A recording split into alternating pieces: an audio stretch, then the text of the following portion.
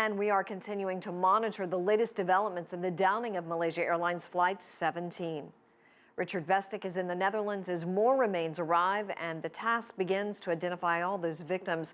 And Tony Cheng is in eastern Ukraine where the active investigation is underway. We begin with Tony first. We understand investigators are getting more access to the scene finally, Tony. It is getting underway, but it's amazing to think that 1 week after this disaster happened, a disaster that really caught the attention of the whole world, the investigation is really only starting at this stage, really only involves a handful of investigators.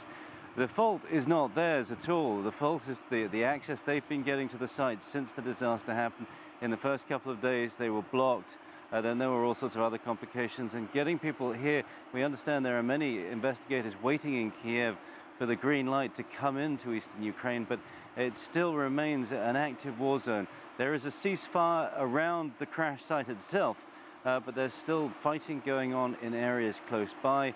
Getting to the site itself is complicated. And yes, just yesterday, 2 Ukrainian fighter jets were shot down, crashing within 20 kilometers of that crash site. So it does illustrate the problems. That said, those investigators are now getting on site. There are some Malaysians, some from Holland, and they've been joined by a team from the Red Cross, the International Red Cross, whose concentration is now to find the remains that are left at the site. We understand that the Dutch are now in the process of receiving 200 bodies. There are other bodies that remain out there on the site that are not immediately obvious and haven't been turned up in the search in the immediate aftermath of the crash. It's going to be the responsibility of those Red Cross officials to find the ones that remain.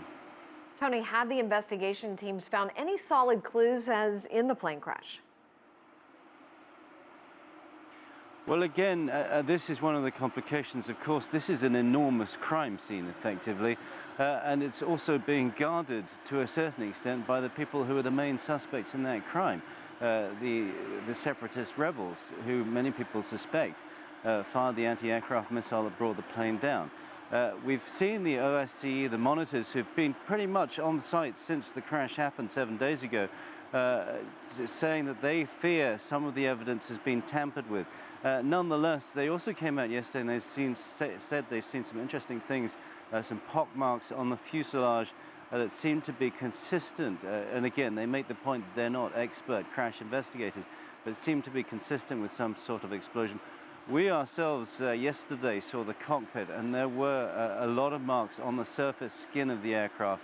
Again, something appears to have shattered through the skin in lots of little areas and gone through the metal, which is several millimeters thick in places. But I think at this stage they need to do a thorough analysis of all of the wreckage. Then they need to seal the site.